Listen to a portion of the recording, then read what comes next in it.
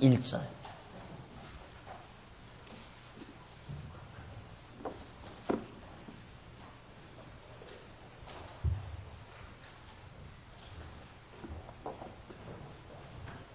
(13장)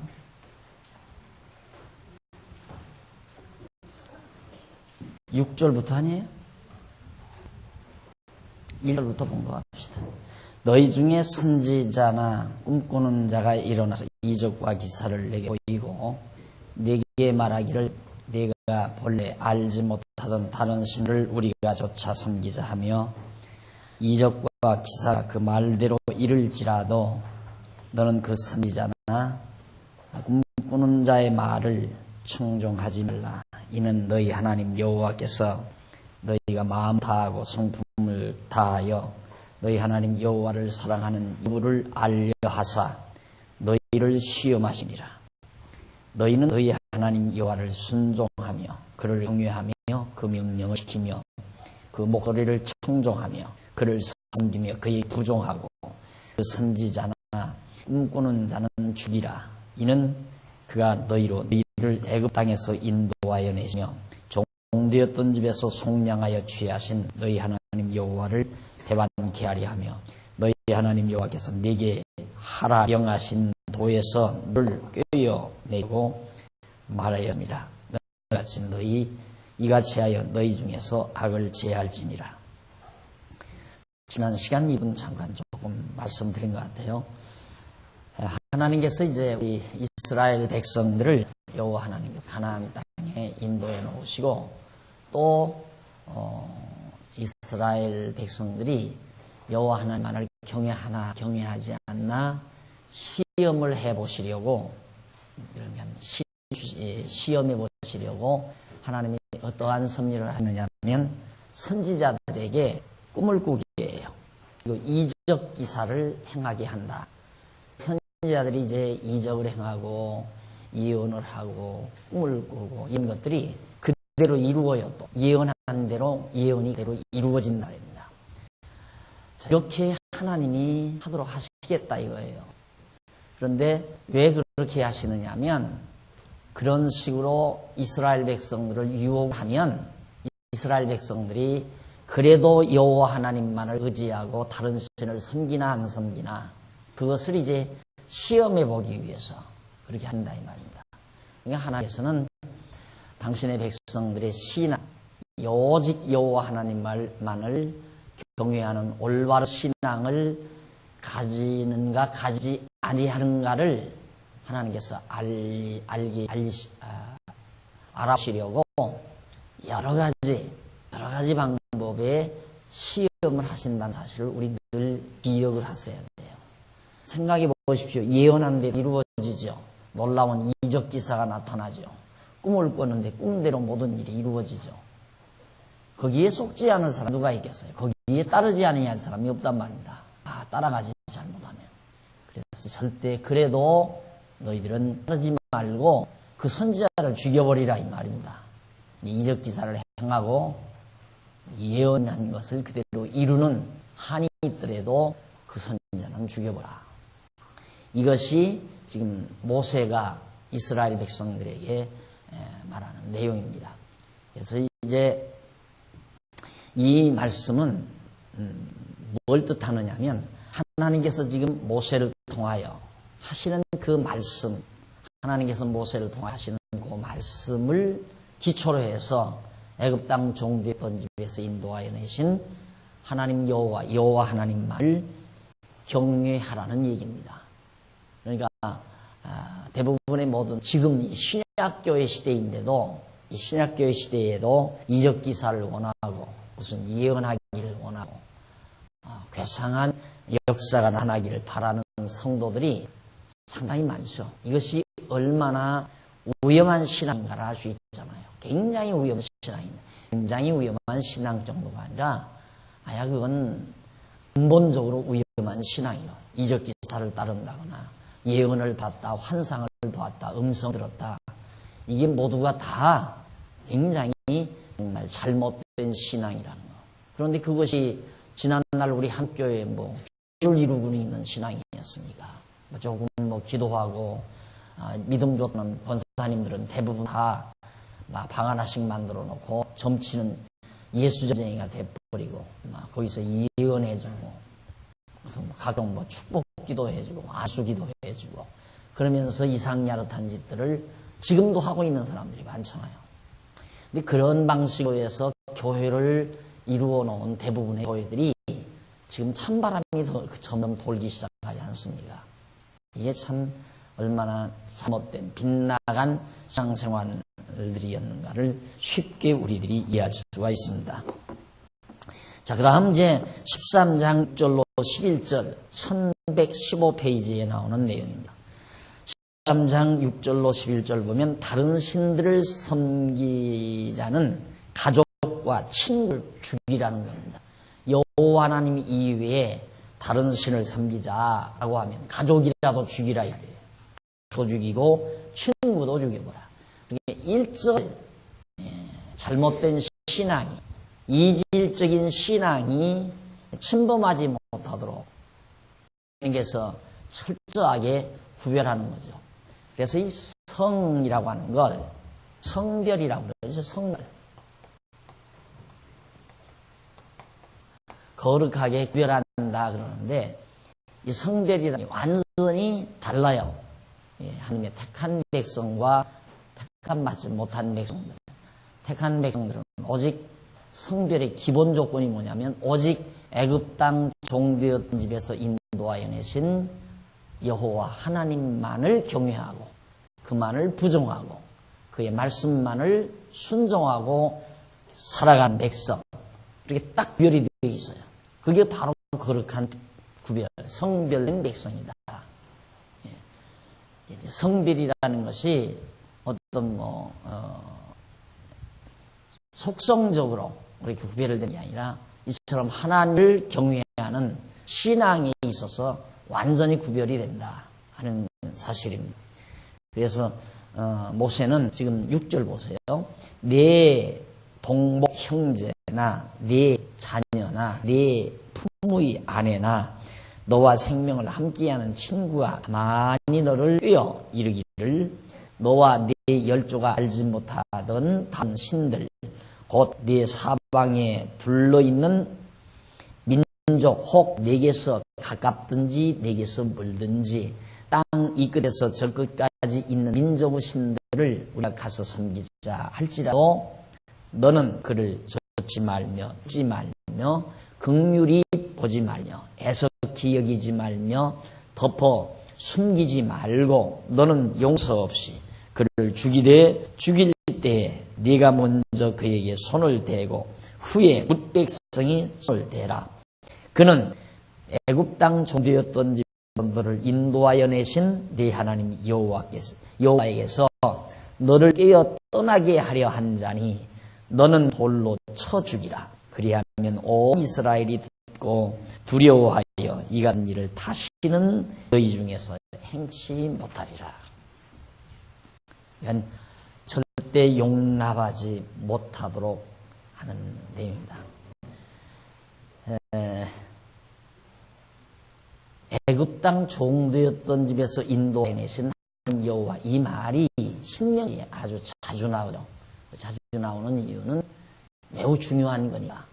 애굽 땅 종되었던 집에서 인도하여 내신 여호와 하나님은 한 분이니까 오직 두 분 신, 다른 신이 그렇게 할 수도 없거니와 한 일도 없어요. 그러니까 그걸 딱 구별을 해서 우리가 이스라엘 백성들이 섬겨야 될 하나님은 애굽 땅 종되었던 집에서 인도하여 내신 여호와 하나님이다. 그 하나님 이외에 다른 신을 섬기자고 친구나 가족이 꾀이거들랑 그들은 가차없이 긍휼히 여기지 말고 돌로 쳐 죽이라. 그 말이에요. 13장 12절로 18절 1116페이지 보면 다른 신을 섬기자고 유혹한 성읍을 멸하라고 그래요. 첫째는 선지자를 죽이고 다른 신 섬기자고 하는 거. 두 번째는 가족이나 친구도 죽이고 그 다음 성읍이 그러들랑 성읍도 다 파멸시켜버리라 이 말이에요.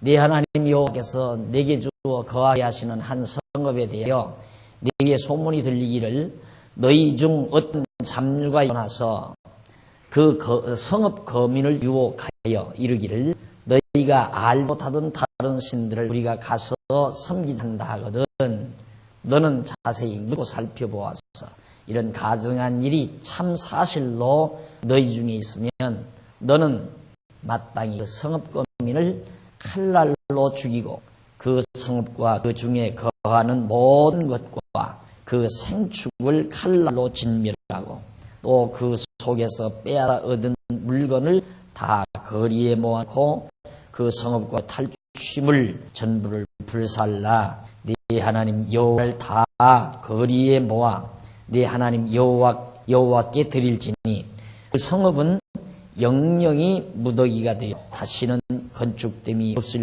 것이니라. 너는 이 진멸할 물건을 조금도 네 손에 대지 말라. 그리하면 여호와께서 그 진노를 지시고 너를 긍휼히 여기시고 자비를 더하사 너희 일주에게 맹세하신 같이 네 수요를 번성케 하실 것이라.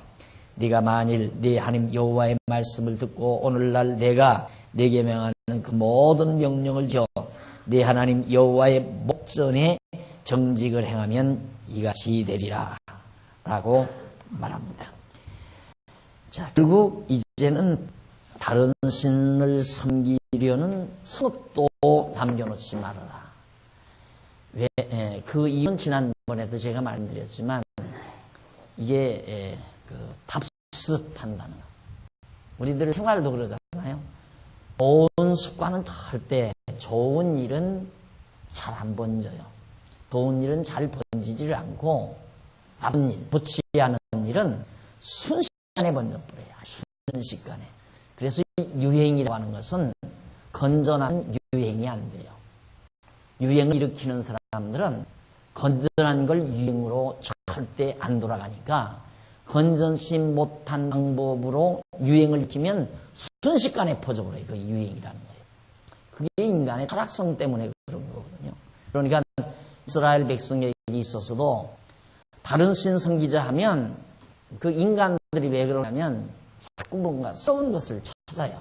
기존에 자기가 간직하고 있는 그거보단 뭐 새 것이 없나, 뭐 새로운 음식이 없나. 요즘 식당도 그러잖아요.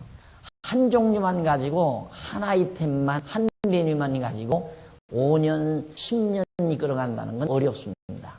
그러니까 쌈박하게 2, 3년에서 싹 벌고 금방 딱 또 대부술이 싹 해서 새로운 제품으로 새로운 메뉴로 이렇게 해서 사람들의 입맛을 유혹을 해야죠. 그렇게 해서 이제 돈을 버는 이유도 인간들이 새 걸 찾으니까 그래요. 새로운 음식, 새로운 옷, 새로운 스타일의 집, 새로운 삶의 방법 이런 걸 자꾸만 새 것을 인간들이 찾으니까 오래전부터 역사적으로 애굽 땅 종되었던 데서 인도에 오신 여호와 하나님을 경외하고 산다는 것이 어떻게 보면 지겹거든요. 그러니까 뭐 새로운 신이 없어. 그래서 새로운 신 소개하는데 야 이건 너무 간단하고 그리고 야 이건 너무 멋있다 이거예요. 사람이 볼 때.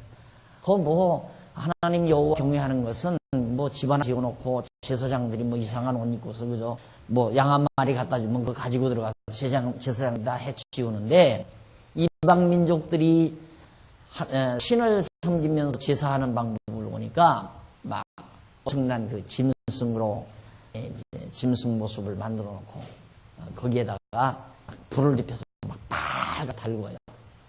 짐승으로 새로 이제 짐승을 동으로 만들어서 이렇게 해놓은 그다음 그 짐승이 이렇게 안고 있는 손을 안고 있는 모습으로 해서 만들어 놓고는 그걸 새빨갛게 달궈요. 그리고는 이제 어린 아이를 그만 거다가 딱 제물로 맞아요. 그러면 아이가 그 뜨거운 그 막 불로 데펴진 그 빨간 숯불치 위에서 막 기절하니 그 타면서 죽지 않겠어요? 그걸 보고 또 그 앞에서는 온갖 창남 창녀들이 온갖 추한 행동을 해가면서 신에게 제사하는 걸 보니까 인간들이 막 환호하게 된단 말이에요. 그걸 보고 막 인간이 얼마나 잔인합니까? 잔인한 그 잔인성이 이제 막 발로가 돼야 막 흥분이 되잖아요. 그래서 이 로마가 사자굴 만들어 놓고 죄수들을 고픈 사자들과 더불어 싸움을 시켜가지고 그 죄수를 사자가 잡아먹는 것으로 막 환호하고 군중들이 그런 야수적인 인간의 본을 다 이렇게 활동시켜서 흥분하게 만들고 즐거워하게 만들고 그럴 일이 있다 이 말이에요. 그러니까 한 번 그쪽에 접하게 되면 빠져나오질 못하는 거예요. 빠져나오죠. 그러니까 보통 이제 그 술을 즐기는 사람도 그러나요. 처음에는 맥주 물이나 같아. 맥주나 뭐 하나 비슷하지 뭐 그러면서 맥주를 마셔요. 조금씩 마시다가 야 이거보다 조금 독한 게 없을까? 그러다가 이제 막걸리도 마시고 이거보다 조금 센 거 소주도 마시고 그다음 빼갈로 가고 빼갈보다 더 센 게 또 있나요? 그러다가 이제 그걸로도 안 되니까 그래서 마약하는 거 아니에요. 마약 센 걸로 찾다가 보니까 나중에는 마약하게 되고요. 그 인간이 가는 그 길목인데 지금 이스라엘 백성에게도 바로 그걸 차단하는 겁니다. 절대 새로운 신은 없다. 다른 신 없으니까 다른 신을 섬기자고 하는 거짓 선지자도 죽이고 가족이나 친구도 다른 신을 섬기자고 하거들랑 죽여버리고 그 다음 성도 다른 신을 섬기는 성읍이거들랑 다 폐쇄시켜버리고 회파시켜버리고 다시는 그 성읍을 건축하지 말라. 그 말이에요 지금. 그러니까 절대 용납하지 말라는 얘기거든요.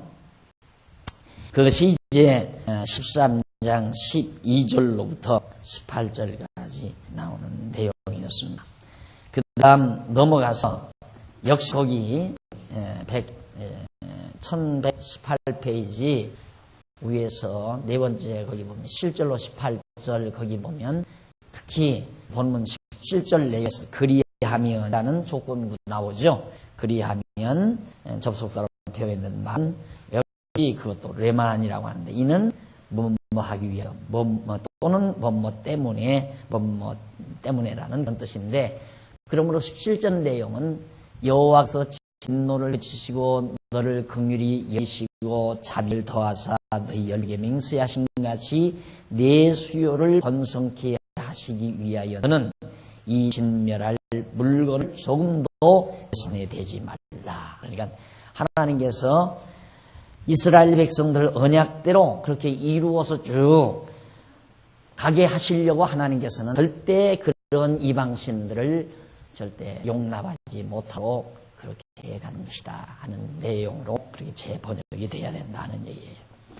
그 다음 이제 14장 1절로 2절에 보면 만민 중에서 택함 받은 성민이 삼가할 일들을 명하죠.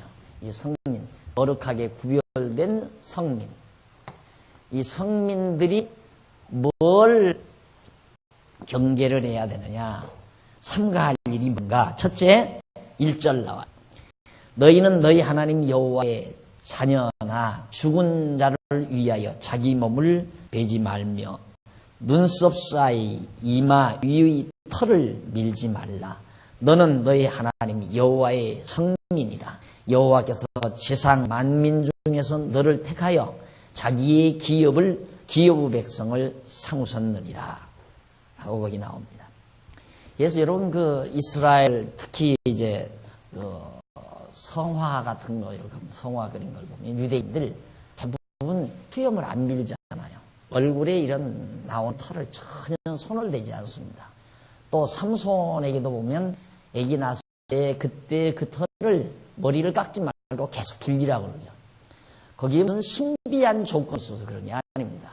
모든 이방 민족들은 이 몸에 이 나오는 모든 털을 자기들의 생리에 맞게 막 지금도 그러잖아요. 이발 우리들이 보통 이발하기도 하고 어떤 가운데 밀기도 하고 지난번 축구 세계 올림픽 아니 세계 2002 월드컵 축구 경기 때 보니까 각국 선수들 보니까 머리를 예상듯하게 하고 나오는 그렇게 있잖아요. 그렇게 다 하지만은 이스라엘 백성들이만은 하나님께서 자기 하신 그 모습 그대로 그냥 순수하게 놔두라고요. 그것이 하나의 구별의 표예요.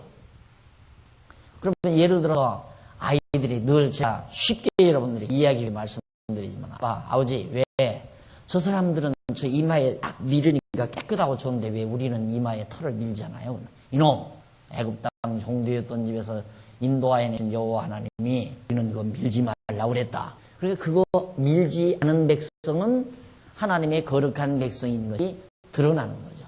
그걸 보고 하나님 여호와를 잊지 않도록 늘 가르치고 교훈하고, 그러니까 문화 속, 생활화 속에서 또 생활 습관 속에, 생활 습성 속에서 여호와 하나님을 잊지 않는 방법을 하나님께서 지금 가르쳐 주는 거예요. 그래서 이제 여호와 하나님만을 경외케 하려고. 그리고 거기 이제 밑에서, 제일 밑에서 1118페이지 밑에서 네 번째 줄 중간 조금 앞에 보면, 이러한 이방인의 무속적인 잘못된 행동을 이스라엘 자손이 따라 행하게 되면 나와요. 무속적인 행위가 앞에서 한번 보자. 처음부터. 본문은 그 14장 1절, 2절 그 본문 말입니다. 본문은 제가 이스라엘 자손에게 주자를 위하여 이방인의 행위를 따르지 말고 명하는 내용이요. 모세는 이스라엘 자손으로 하여금 이방인의 풍습을 따르지 않게 해서 여호와 하나님의 거룩한 백성으로 구별되게 하려는 것이다. 생활 풍습이라는 게 그만큼 무서운 거죠. 무서운 거. 우리나라 재밌는 현상이, 우리나라에는 이제 불교, 유교, 불교 문화가 한번 쓸고 왔고, 그 다음에 거기다가 유교 문화가 겹쳤고, 거기다가 기독교 문화가 겹쳐요. 그러니까 요즘에는 이제 유불선 삼교 합작품이다 해서 우리 토속 종교가 만들어요. 우리 뭐 토종교에서 무슨 더러 우리나라에서 만들어진 원불교라든가 뭐 이런 것들을 만들어진 게 유불선 삼교라 이거예요. 유불선 삼교. 그래서 뭐 교리는 불교, 또 교훈, 생활교훈은 뭐 유교, 또 그 예배 그 의식 같은 건 기독교 의식을 많이 닮은 게 바로 원불교가 그 비슷하잖아요. 원불교가. 그 원불교들이 천주교의 그 수녀들이 수녀복을 입고 하듯이 뭐 하얀 저고리에 뭐 치마 입고 뭐 이렇게 낭자를 지우고 그런 특색 있는 옷차림을 해가면서 이제 수녀처럼 이렇게 만들어가지고 거기에 보면 이제 불교의 교리도 들어있고, 그들의 예식 절차는 마치 기독교 예식 절차 비슷한 것들이 있기로 하고, 이런 것들이 다 정말 혼잡하게 만드는, 인간 정신세계를 혼잡하게 만드는 요인들이 되죠. 그래서 이 생활 풍습을 바르게 잡는다는 것 매우 중요하죠. 우리 그리스도인들이 생활 풍습을 바로 잡는다는 거. 예를 들면 우리가 뭐 부모 산소에 가가지고 산소 앞에 가서 뭐 절하고, 부모님께 절하는 게 뭐가 다르냐 하고 절하기 시작하면 어린아이들이 그걸 보게 되고, 어린아이들도 우리 아버지도 그렇게 하더라고 하다가 보면 그냥 유교의 거침에 그대로 빠져들 수도 있고 하나님에 대해서 전혀 알 수도 없는 그런 결과가 나타나게 되고, 그래서 가능만 하면 이런 이제 8월 추석 때 같은 데라도 다 성묘할 때 자녀들 다 데리고 산소에 가서 자녀들 다 둘러앉혀놓고 예배드리고, 또 조상들이 어떻게 신앙생활을 했나를 이야기해주고, 또 앞으로 우리가 어떻게 사는 것이 바람직하다는 얘기도 나누어주고, 이런 것들이 구별된, 믿지 아니하는 사람들 구별된, 안 믿는 불교인들이나 유교인들이나 똑같이 해요. 산소에 가서 하는 건 불교인들도 그렇게 하고 유교인들도 그렇게 하고, 이게 짬뽕 돼가지고 이게 섞어져가지고 가서 뭐 자리 펴놓고 제산 차려놓고 절을 하고, 이런 행위는 유교적인 하나의 절차거든요. 그런 거하고. 그러니까 그런 문화들을 조금이라도 받아들이게 되면 결국에는 나중에 가서 순수 신앙이 혼탁하게 되지는 결과를 가져온다. 그래서 그런 것들을 철저하게 하는 것이 매우 중요하다 한 것을 모세가 이스라엘 사람들에게 당부해주고 있는 거다. 그 다음 이제 그 이마에 털도 밀지 말고 의식을, 종교 의식에 대한 것들인데, 이러한 이방의 무속인 잘못된 행동, 이런 것들이 다 모두가 이방인들은 사람이 죽으면 몸에다 상처를 내고 뭐 얼굴에 털을 깎고 이런 것들이 다 이제 그들의 신에게 하는 행위거든요. 근데 우리는 그걸 하지 말라 이 말이에요. 하나님의 백성들은. 그래야 구별이 되니까. 그래서 1119페이지에서 세 번째를 줄바꾼 데 보시면은 이서 모세가 명한 죽이거나 멸하라는 규례는 택함받은 성도가 범한 사악한 죄악을 대신하여 십자가에서 죽어주신 예수 그리스도의 죽음에 대한 예표로서의 모형과 그림자이다. 이에 대하여 바울은 우리가 아직 연약할 때 기약대로 그리스도께서 경건치 않은 자를 위하여 죽으셨도다. 그러므로 택함받은 성도는 내 속의 죽음을 죽어주신 예수가 구약대로 오신 그리스도이심을 믿는 믿음에 의하여 전능자 하나님이 언약대로 이루어주신 여호심을 깨달아 알고 그를 경외하며 섬기는 것이다. 구약시대에 죽이라, 돌로 때려 죽이라, 현장에서 죽이라, 이런 모든 죽음이라고 하는 것은 죄의 대가거든. 그러면 지금도 죽여야 되나? 그럼 예를 들어서 우리들의 가정 가운데 부모님이 예수를 안 믿고 부모님이 제사상을 차렸다. 그 자리에서 돌로 때려 죽여야 되나? 구약에서 때려 죽이라 했으니까 그것이 아니다 이 말이에요. 이제는 우리가 구약의 율법에 의해서 행동하는 게 아니라 구약의 모든 율법들은 오실 예수 그리스도에 대한 언약이었다. 그래서 그리스도가 오셔서 모든 우리들의 죄악을 위하여 죽으셨다. 그러니까 죽음으로 인해서 멸망한 도성을 보고 항상 저 도성은 이방신 다른 신을 섬기다가 저 도성이 망해가지고 저렇게 폐허가 됐다. 그게 하나의 표본이 되죠. 백성들이 그걸 볼 때마다 하나님 여호와를 잊어버리면 안 된다. 이방신을 섬기면 안 된다. 이걸 다시 기억할 거 아니겠어요? 그래서 이제 그렇게 하라고 그랬는데 우리는 이제 표본이 뭡니까? 예수 그리스도의 십자가 사건이거든요. 죽었다가 부활하신 그리스도 사건을 통하여 예수님이 왜 죽으셨나? 하나님 여호와를 저버리고 범죄한 죄의 대가로 예수님이 죽으셨다 하는 사실을 우리가 기억하면서 여호와 하나님만을 경외해야 되는 것이다.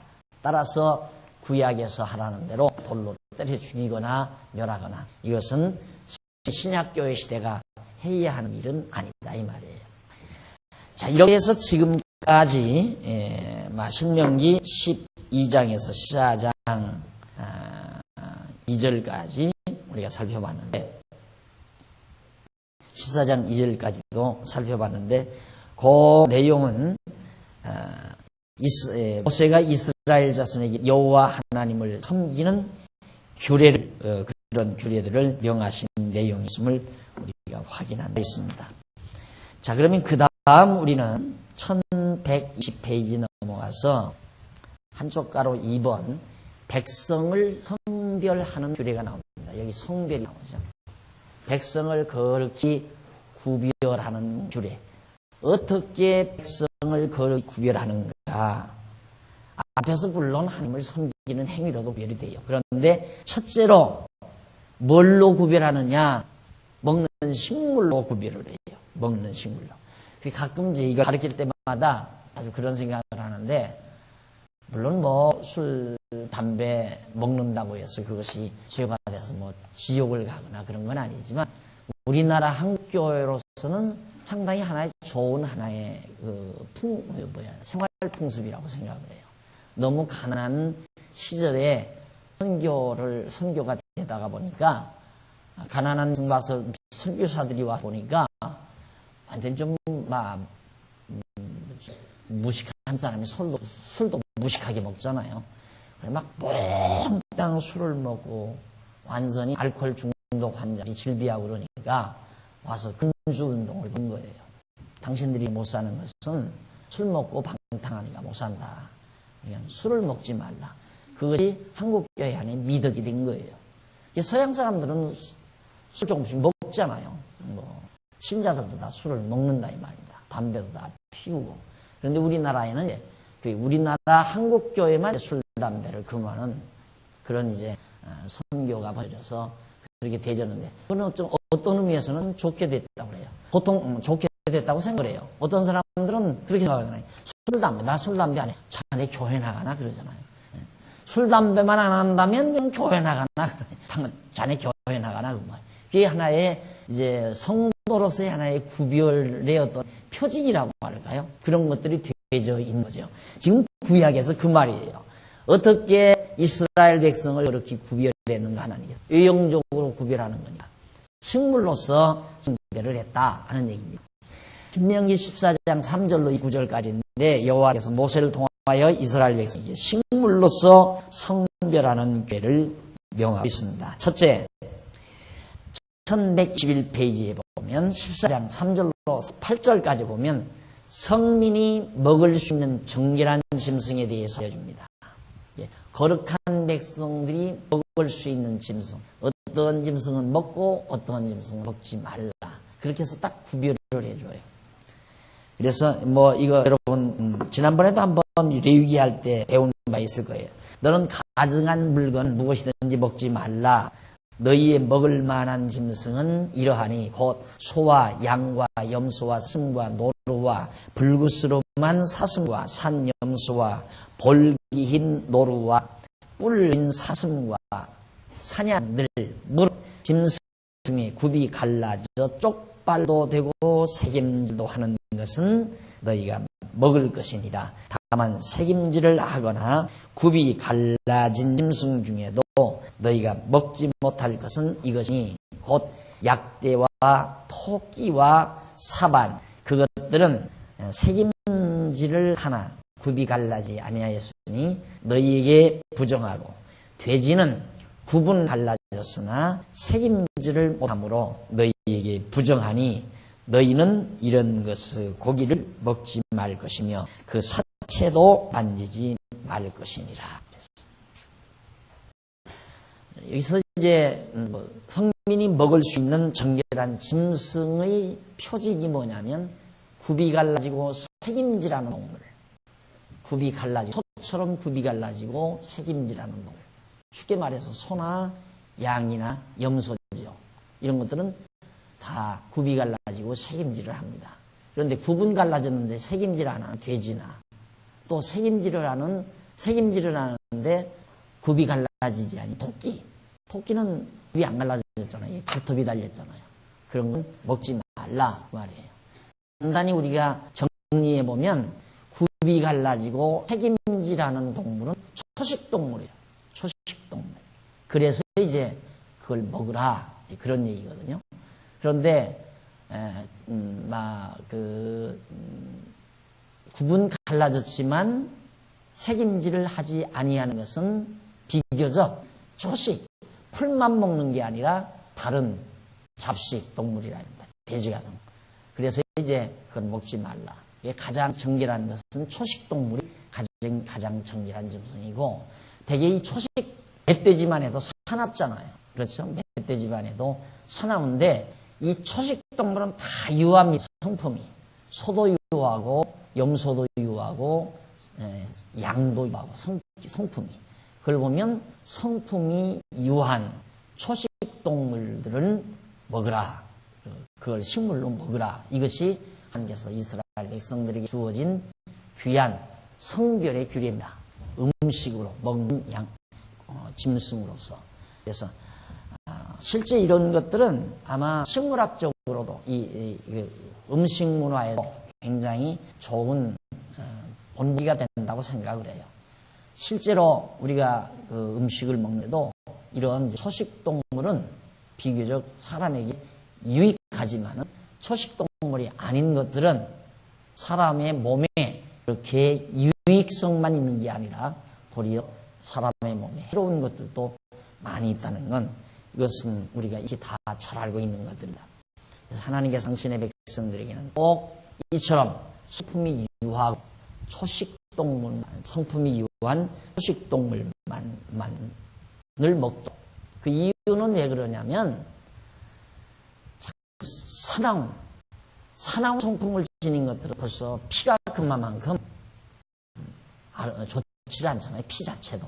피도 좋지 않지만은 또 그 모든 육식도, 고기도 그렇게 인간에게 유익한 것만을 줄 수 있는 것만은 아니다.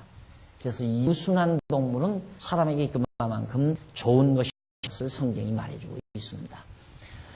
자, 그 다음 이제 넘어가서 14장 9절로 20절 보면 성민이 먹을 수 있는 정한 어족들, 새들을 알려줍니다. 그러면 짐승은 동물이고, 그 다음 정한 물고기는 어떠한 것들인가? 새들은 어떠한 것들인가? 9절. 물에 있는 어족 중에 이런 것은 너희에게 먹을 것이니, 무릇 지느러미와 비늘 있는 것은 너희가 먹을 것이요, 무릇 지느러미와 비늘이 없는 것은 너희가 먹지 말지니는 너희에게 부정하니라. 무릇 정한 새는 너희가 먹으려니와 이런 것은 너희가 먹지 못하시니, 곧 독수리와 솔개와 어우와 그다음 매와 새매와 매의 종류와 가마귀 종류와 타조와 다오마스와 갈매기와 새매 종류와 올빼미와 부엉이와 따오기와 당아와 오릉과 노자와 학과 황새와 황새 종류와 대승과 박며, 또 무릇 날기도 하고 기어다니기 하는 것은 너희에게 부정하니 너희는 먹지 말 것이나 정한 새는 너희가 먹을지니라. 자, 물고기는 지느러미가 있고 비늘이 있는 것. 예, 물고기가 지느러미가 있고 비늘이 있는 것은 대부분 다 해초를 먹고 살아요.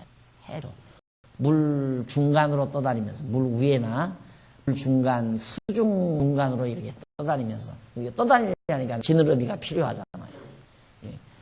그런 것들은 이제 또 다 비늘이 있어요. 자기 몸을 보호하기 위해서. 그런데 지느러미는 있는데 비늘이 없다. 그 지느러미는 이제 물을 위로 수중에 떠다니기 위한 것들이에요. 근데 그것은 작은 물고기를 잡아먹는 것들이에요. 좀 사악한 물고기들이요. 예, 지느러미는 있고 비늘이 없는 고기는 작은 물고기를 잡아먹고 살아요. 그러나 비늘이 있고 지느러미가 있는 것은 해초만 뜯어먹어요, 대부분. 그러니까 그게 좋다 이 말이에요. 그것만 먹으라. 그러니까 여러분, 조기 얼마나 좋아. 가장 최고 고급 옥돔 이런 것도 다 좋다고 그러잖아. 비늘이 있고 그다음 지느러미가 있는 것들. 그런데 비늘이 있고 지느러미가 없고 비늘도 없는 거, 뱀장 같은 거, 땅속으로 기다니는, 땅속으로 기다리는 것. 땅 바닥에 살지요, 보통. 이런 것들은 다 정결하지 못하다. 땅 바닥에 다니면서 물 속에 있는, 그 바닥 속에 있는 작은 짐승들을 잡아먹거나, 그 고기 알들을 다른 고기 알들을 다 휘두셔 먹거나, 그러면서 사는 물고기들은 먹지 말라. 해초를 먹고 사는 그런 어종만 정결한 것이니 먹으라. 그런 얘기고, 새는 여기 나오는 건 전부 대부분 이렇게 되어 있습니다. 부리가 이렇게 아주 그냥 뾰족하게 이렇게 되어 있는 거. 왜? 쪼아 먹으려니까. 상대방을 이렇게 쪼아 먹으려니까. 그런데 먹을 수 있는 새들은 부리가 아주 이렇게 참새처럼 납작해요. 왜? 곡식 씨앗만, 풀씨앗만 먹고 사니까. 풀씨앗을 먹고 사는. 참새 같은 건 참 정결한 새죠. 닭 같은 거 이제 보면은 이 풀이 이 주둥이 작잖아요. 이렇게 고부라지지, 이렇게 뾰족하게 이렇게 독수리 무리 같은 게 이렇게 고부라졌잖아요. 파먹으려니까. 다른 짐승의 고기를 파먹으려니까. 그래서 또 발도 그래요. 발도 이렇게 막 날카롭게 이렇게. 이게 다 사나운 발짐승들이라 말입니다. 독수리, 부엉이, 다 나옵니다만.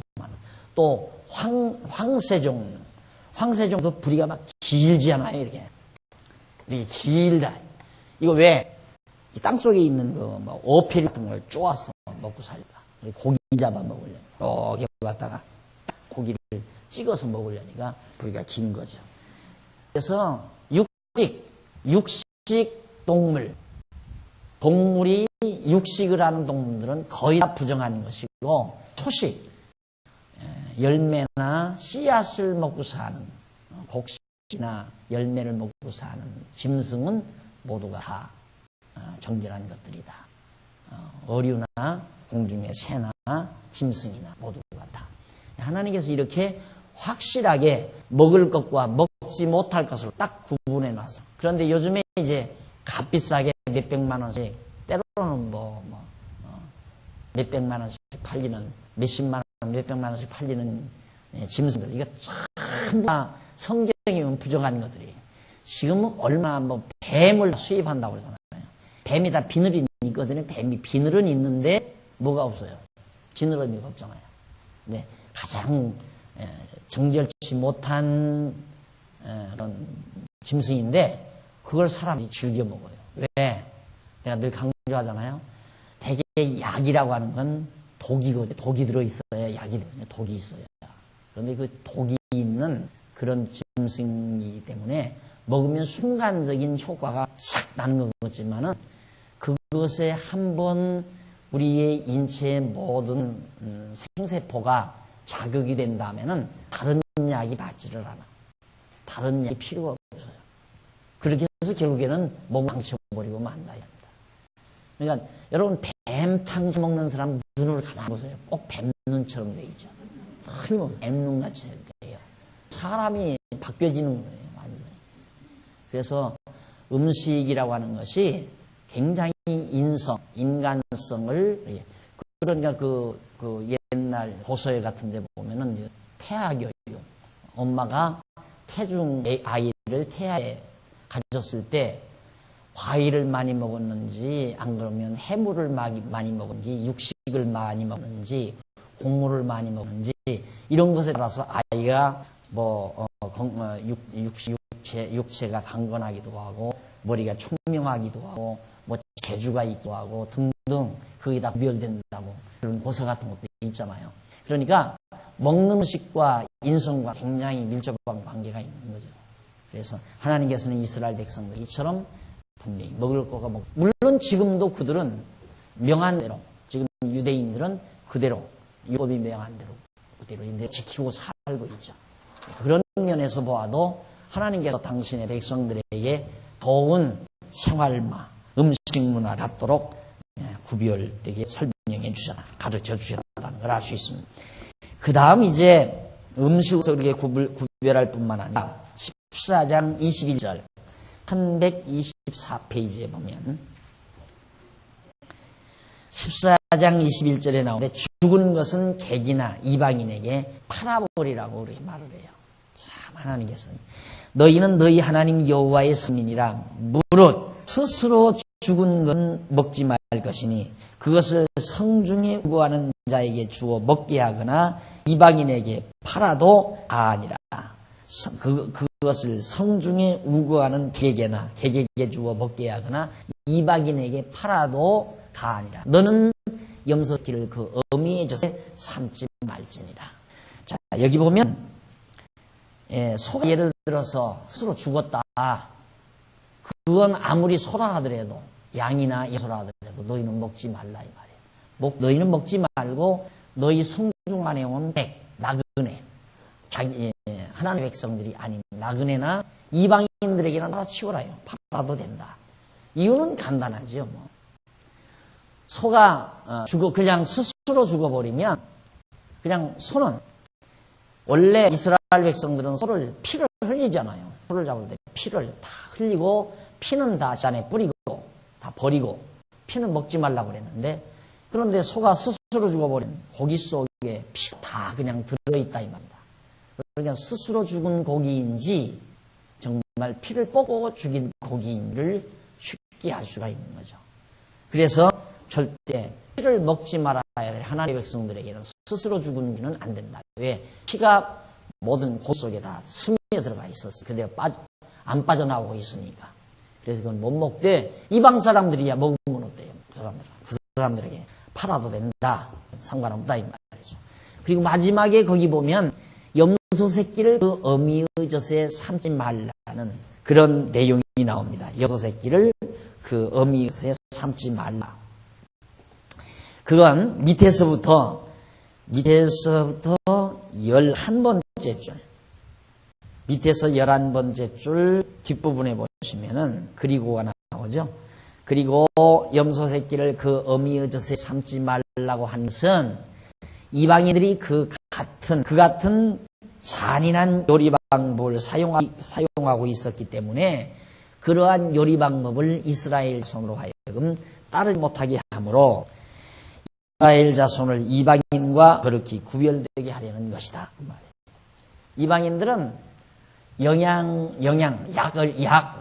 보약을 보신하기 위해서 막 새끼를 젖하고 과서 먹는 그런 음식 방법을 이방인들이 택하는데 너희는 그렇게 잔인하게 생각해 보십시오. 새끼를 젖하고 삶으려면 결국 어떻게 돼요? 새끼를 젖하고 삶아서 먹도록 놔둔다면 되게 그러죠. 짐승새끼, 소새끼나 돼지새끼, 돼지새끼 금방 난 거 그게 사람 몸에 굉장히 좋다고들 그러잖아요. 어디 소가 새끼를 낳다가 실수를 했다고 하면 야 그거 진짜 보신약 좋은 거 낳았다고 그러잖아요. 그걸 하나님께서 그대로 백성들에게 허용해버리면 소가 어떤 번식을 해요? 양도 어떻게 번식을 하고 결국엔 짐승이 다 번식 못해서 다 멸종될 경우가 되잖아요.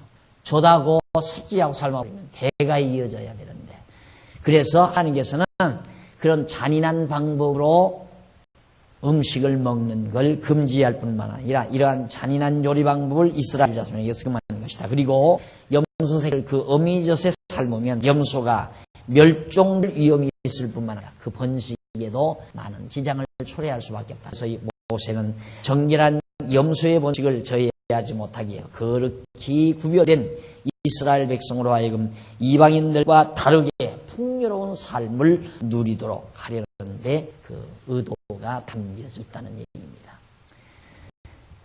그 다음 이제 넘어가서 1125페이지에 보면 14장 22절 27절 거기 보면 소산의 11조를 택한 곳에서 먹고 배우라고 명한다. 소산의 11조, 소득의 11조. 너는 마땅히 매년에 토지 소산의 11조를 드릴 것이며 네 하나님 여호와 곧 여호와께서 그 이름을 두시려고 택하시는 곳에서 네 곡식과 포도주와 기름의 12조를 먹으며 또 네 우양 처음 난 것을 먹고 네 하나님 여호와 경외하기를 항상 배울 것이니라.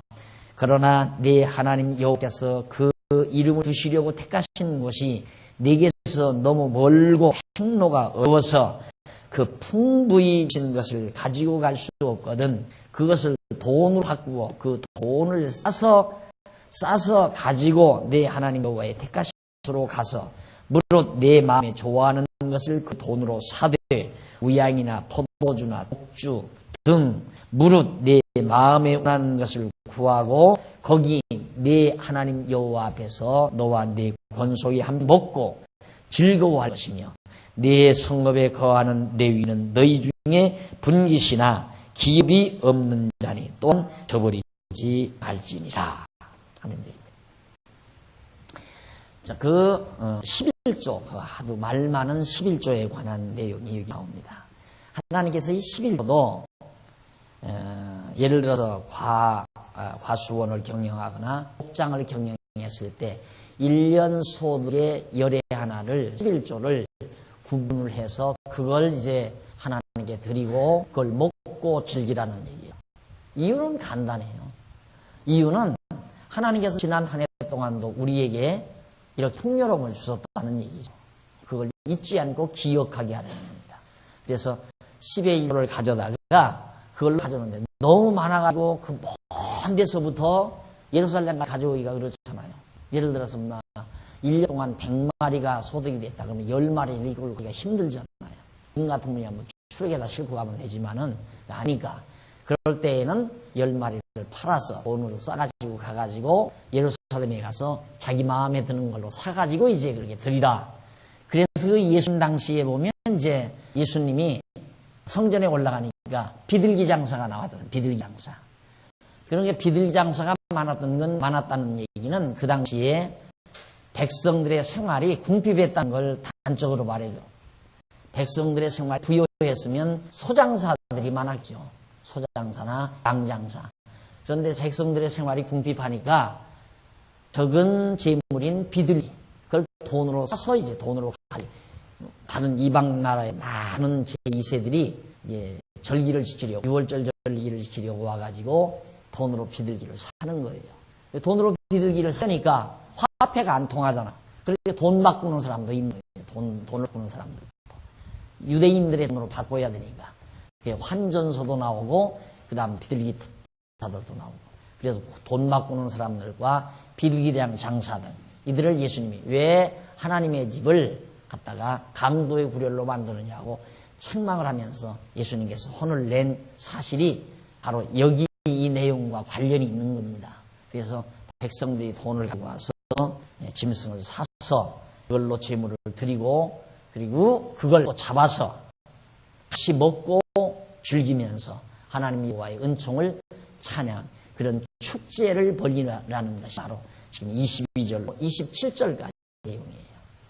그러니까 우리가 해마다 그냥 농사를 짓다 보면, 아까 권사님께서 기도할 때 그런 기도를 하셨지만은 항상 하나님 보편적으로 우리, 그러니까 내게 그냥 있는 건 하나도 고마운 마음도 감사한 마음도 없고, 그걸 가진 것에 대해서 행복감도 없고, 우리 그렇게 다 마비가 있어요.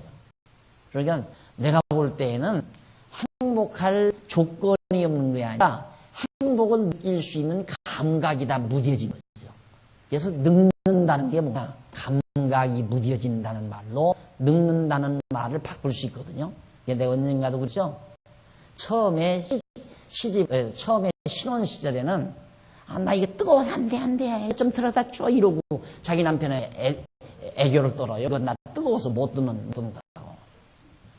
그런데 몇 년 살다가 보면, 그냥 맨손으로, 남자도 그냥 들으려면 뜨끈뜨끈해서 못 듣는데 맨손으로 덜컥 들어다 더 못 잖아요. 그만큼 이제 감각이 여러 면에서 무뎌졌다는 얘기예요. 모든 감각이. 이게 왜 그 감각이 무뎌지는가? 우리는 그 감각이 무뎌지는 것에 대해서 늙으니까 감각이 무뎌지지 이렇게 얘기하는데 반대로 생각해요. 감각이 무뎌지니까 늙는 거지, 늙으니까 감각이 무뎌지는 게 아니에요. 그 감각이 왜 무뎌지는가? 이 두뇌가 자꾸만 둔탁해지니까 감각이 무뎌지는 거죠. 왜 정말 여러분 어린아이들은 요만한 무슨 선물만 사다 줘. 요만한 무슨 뭐 돈 몇 푼 안 되는 거 그것만 사다 줘. 좋다고 그거 가지고 행복해요. 그런데 이렇게 이 세상을 좀 오래 살다가 나이 들면 누가 선물 들어와서 그러면 뭐야? 뭐 저거 그럼 저희가 하도 하나도 감각이 없어요. 그런 사람한테는 선물할 필요가 없어요. 해봤자 감동이 없는데 뭐 하려고 해요? 하다못해 행거치 하나를 선물을 받아도 그냥 두고 마음속에 따뜻한 마음이 오고 감동이 오고 감사한 마음이 생기고 고마운 마음이 생기고, 그 마음이 어디? 요 머리에서 생기는 거거든요. 두뇌에서. 그러니까 두뇌가 점점 이 복잡다단한 세상 정보에 다 이게 식혀져 가지고 다 파괴가 돼 가지고 이게 둔탁해지니까 감각이 무뎌지고, 감각이 무뎌지니까 점점 늙어가는 거고. 이 반대로 여러분 생각하면 돼요. 늙어가니까 감각이 무뎌지는 게 절대 아니에요. 지금이라도 여러분 감각 살아날 수 있어요. 얼마든지 살아날 수 있어요. 할머니라도 소녀의 감각으로 살아날 수도 있는 거고, 할아버지라도 소년의 감각으로 살아날 수도 있는 거고. 그래서 정말 작은 일에도 감동할 수 있는 그런 마음, 이런 것들이 아름다운 마음 아니 깨끗한 마음이고. 그러니까 정말 우리들이 가진 것에 대한, 내가 가지고 있는 것에 대한 감동이 없어요. 무뎌져 가지고. 그런데 하나님께서 그걸 항상 우리로 하여금 느끼게 하려고 해마다 농사가 될 때마다 그걸 또 1년 또 11조 가지고 또 가서 감사한 마음을 또 가지게 되고 또 찬송을 부르고 여호와 하나님 기억하고, 이런 행사를 계속하도록 지금 이 11조 제도를 하나님께서 만들어 놓은 거예요. 이것도 하나님 여호와를 잊지 않고 행복하게 살게 하려는, 우리가 그 마음을 잃는다는 것이 불행한 거군요. 행복한 마음을 잃어버리는 것이 불행한 거지, 불행이 찾아와서 불행한 게 아니에요. 행복한 시절 많잖아요.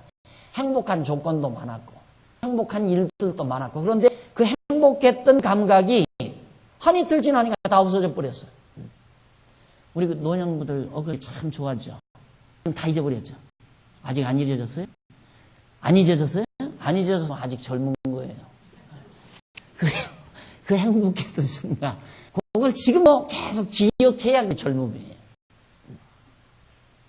근데 우리는 과거의 그 행복했던 조건들은 다 잊어버리고 새로운 어떤 조건을 만들려고 그러거든요. 어떤 새로운 조건. 그렇게 해서 그걸로 또 행복을. 그거 만들어 봤자 또 며칠 지나면 또 없어져 버려요. 그러니까 사람 바쁘기만 하고 원망하기만 하고 실제로 행복하지는 않고 그리고 점점 보면 자꾸 더 급속도로 늙어가고 그래서 감각이 무뎌져서는 안 되기 때문에 하나님께서 이처럼 이스라엘 백성들에게 매년 11조를 갖다가 하나님께서 농사 지어줬다 이 말이에요. 생각해 보십시오. 이스라엘 백성들이 이 애굽에서 이 애굽에서 사는 동안 자기 땅 한 평 못 가지고 있었어요. 자기 농사 못 지고 애굽 사람들의 농사나 지어주고 과일이나 따주고 이스라엘 종노릇만 했지. 그런데 여기 지금 가나안 땅 들어와서 여기서 자기 땅에다 농사를 짓는 거예요. 자기 사과밭, 자기 과일, 과수원, 자기 목장, 자기 농장, 거기다가 씨앗을 뿌리고 열매를 따고 그리고 과목을 심고 가축을 기르고 그러면 산다 이 말입니다. 얼마나 즐거웠겠어요. 처음 들어가서 이제는 우리도 우리 농장이 있다. 얼마나 좋아하겠어요. 그럼 그 감동을 계속 가지는 방법이 뭐냐면 하나님께서 이거 줬단다 이 말이에요. 하나님께서 이걸 주셨다. 하나님께서 이걸 나에게 줬다. 이걸 잊지 않게 하려는 거죠. 잊지 않게 하려는. 왜 남편들이 아내에게다 폐물을 해서 여기다 꼭 끼고 다니게 만드나? 여기다 왜 달고 다니게 만드나? 이유는, 이걸 남편이 사줬다. 이 마음을 항상 갖게 하려는 거죠. 그 마음을 갖는 한 행복하잖아요. 나에게 이걸 사주셨다. 나에게 이걸 선물해 줬다. 이 선물 받았다는 마음을 항상 간직할 때마다 마음이 흐뭇할 거 아니까. 그래서 그러는 거라. 잊지 않게 하려는 거. 그런데 그거 잊어버리게 되면 그건 뭐 받으나 안 하죠. 그래서 선물은 계속 받아야 되는 게 아니라 한 번을 받았어도 그 선물을 항상 기억할 수 있는 것이 귀한 거고 그걸 기억할 수 있는 자가 바로 선물을 제대로 받을 수 있는 자격자고. 선물을 주니까 금방 다 잊어버리고 또 주니까 또 그 금방 잊어버리고 그러면 날마다 선물해줘요. 날마다. 안 그래요? 해주는 사람도 피곤하고 받는 사람 나중에는 날마다 해주게 되면 그건 당연히 해주는 걸로 또 알아요. 당연히 해주는 걸로 날마다 해주게 되면. 그러니까 우리 인간의 감정이 얼마나 무뎌지지 말아야 한가를 알 수 있죠. 거듭 말씀드리지만 우리는 조건을 따지지 말고 무뎌진 감각을 다 회생시키는 데 주력을 해야 된다. 항상 우리의 감각이 무뎌지지 않도록 이렇게 하나님께서 축제를 만들어서 해마다 하게 하는 이유도 애굽 땅 종되었던 집에서 인도해서 이 땅 들어와서 첫 농사 지을 때 이 감동 잊어버리지 않게 하려. 하나님이 이 땅을 주셔서 차지하고 열매 맺게 해주셨다는 것. 그래서 여호와 하나님을 기억하고 살게 하려는 거죠. 자, 차 한 잔 드시고요. 14장 28절부터.